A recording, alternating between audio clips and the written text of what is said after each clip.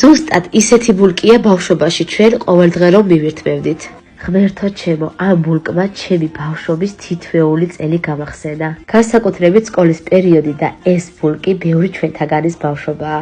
ახლა მოდით ერთად დავბრუნდეთ ბავშვობაში. 400 გრამ თბილისში გავხსნათ საფუარი. ეს მასა რა თქმა უნდა დავაყოვნოთ მიქსერის თაშში კი 2 კვერცხი და 200 გრამი შაქარი გათეთრებამდე გავთქვიფოთ. დავუმატოთ ვანილი, 100 გრამი გამდნარი კარაქი და ჩვენი საფუარიანი მასა. და ბოლოს ვუმატებთ 800 გრამ ფქვილს. აი ასეთი ცომი უნდა მივიღოთ.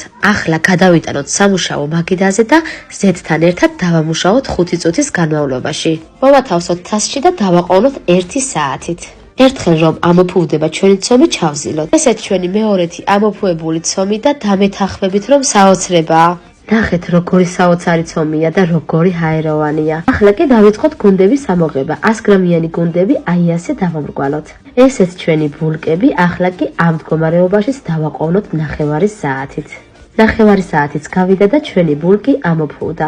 ახლა კი თავზე მოვაყაროთ კრამბლი, რომელიც მოვამზადე კარაქით, შაქრით და ფქვილით. 5 სუფრის კოვზი შაქარი, 5 სუფრის კოვზი ფქვილი და 40 გრამი კარაქი. ვაცხვე 180 გრადუსზე 30 წუთის განმავლობაში და ჩვენი საოცრად გემრიელი ბულკიც მზადაა. ისეთი ჰაეროვანი და გემრიელი გამოვიდა, ძალიან დიდი სურვილი მაქვს ყველამ მოავზადოთ. მადლობა ყურადღებისთვის.